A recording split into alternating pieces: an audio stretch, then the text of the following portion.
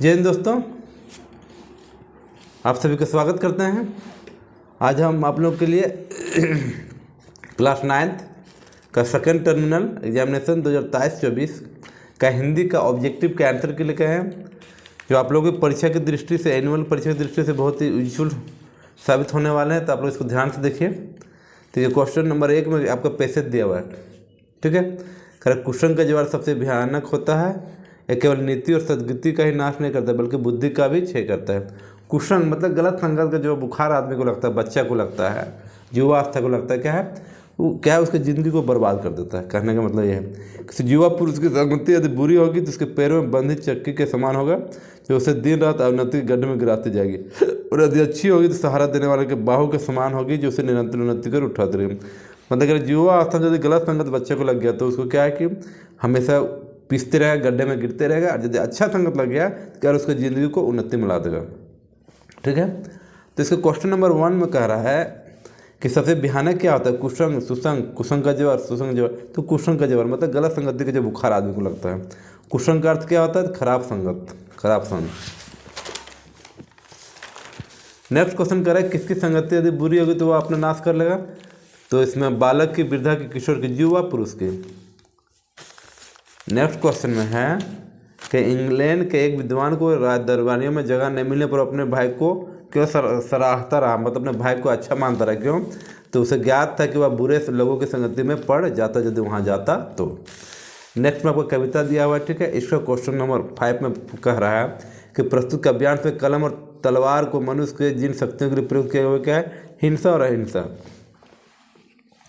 Next है hints जीव से बचने के लिए क्या चाहिए, तो तलवार। हिंसा जीव से बचने के लिए तलवार लोग रखता है। कलम देश की कैसी शक्ति है, तो सब बड़ी शक्ति है। नेक्स्ट है कलम किसके जलते अंगारे पैदा करते हैं, विचारों के। देखिए इसमें दिया हुआ है आपको, विचारों के।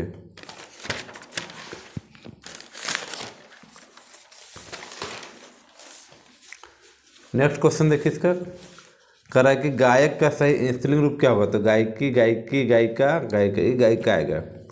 तलवार का बहुवचन क्या होगा, तलवारें, तलवारों, तलवारी, तलवारियाँ, तलवारें आएगा। निम्न में परिमाण वाचक विशेषण क्या, परिमाण मतलब मात्रा। तो इसमें 1 किलो आलू सब्जी, चौथा दही, तो 1 किलो आलू आएगा। इनमें से किस वाक्य में कर्ता कारक नए चिन्ह का प्रयोग हुआ, प्रधानाध्यापक ने कहा उसने गेंद खेली, रमेश ने बाजार गया था, मीरा ने भजन करती, प्रधानाध्यापक ने कहा है।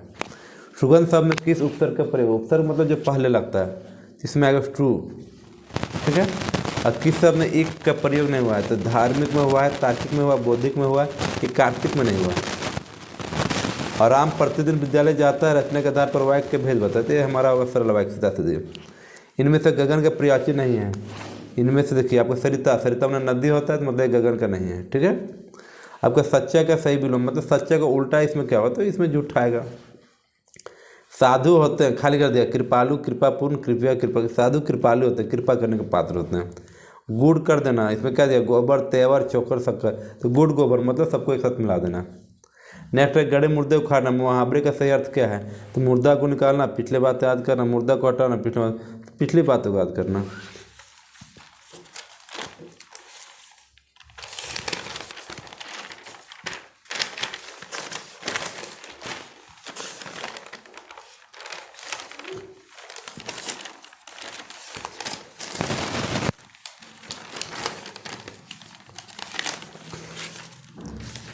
देखिए नेक्स्ट क्वेश्चन है प्रस्तुत गद्यांश के कवि कौन है। इसमें आपको दिया हुआ है कुछ कविता, ठीक है। 21 में करें प्रस्तुत गद्यांश के कवि कौन है, तो सुमित्रानंदन पंत। नेक्स्ट है कि कवि ने मरकट डिब्बे से खुला किसको कहा है, तो पहाड़ को, गांव को, पठार को, शहर को। गांव को सही होगा। गांव ने प्रस्तुत गद्यांश में किसका वर्णन किया, तो प्रकृति का, सौंदर्य का। नेक्स्ट है हिम आतप का यहाँ क्या अर्थ होता है, तो बर्फ पर पड़ी धूप। मेघ आई कविता में पाहुन किसे कहा गया, तो मेघ को, बादल को। किस शासन की तुलना तम के प्रवाह से की गई है, तो अंग्रेजी शासन की तुलना। नेक्स्ट है मेघ आई कविता के आधार पर बताया कि गांव के स्मरणीय व्यक्ति किसको कहा गया, तो पीपल के पेड़ को। गोपियाँ कृष्ण के मुरली से क्या करती थी, ईर्ष्या जलन होता था उसको।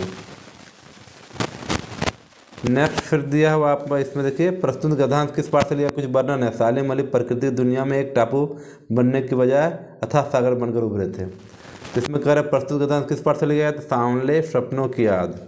नेक्स्ट है सालिम अली प्रकृति की दुनिया में क्या बनकर उभरे थे? तो एक टापू और अथाह सागर बनकर उभरे थे, इसमें अथाह सागर सही होगा। नेक्स्ट है सालिम अली किस प्रकार के स्वभाव के थे? आयावार, देखिए इसमें दिया हुआ है आयावरी। नेक्स्ट है सालिम अली किसके सुराग से निकल आते थे जाते थे? तो पक्षियों के। 33 क्वेश्चन नंबर देख लिए। कर तुम पर्दे का महत्व ही नहीं जानते, हम पर्दे पर कुर्बान हो रहे हैं, इस पंक्ति किस पाठ से है? तो प्रेमचंद के फटे जूते। उपभोक्तावाद की संस्कृति पाठ के अनुसार हमारी संस्कृति नई संस्कृति किसकी संस्कृति है? तो आधुनिकता की। तिब्बत की औरतें चाय किसमें कुटती थी? चौड़ी शुद्ध, यही होगा। कौन फोटो के महत्व को नहीं समझते थे? तो प्रेमचंद। नेक्स्ट है रीढ़ की हड्डी पाठ के लेखक का नाम क्या है? जगदीश चंद्र माथुर। नेक्स्ट है राम स्वरूप अपनी बेटी कौन से शिक्षा को छिपाते थे? तो अनपढ़ के। मेरी संघ की औरतें किस प्रकार के पाठ है? तो संत गुणात्मक गद्य। नेक्स्ट है इस जल प्रलय में पाठ में किस शहर में आई बाढ़ का वर्णन किया गया है? तो पटना शहर का। धन्यवाद।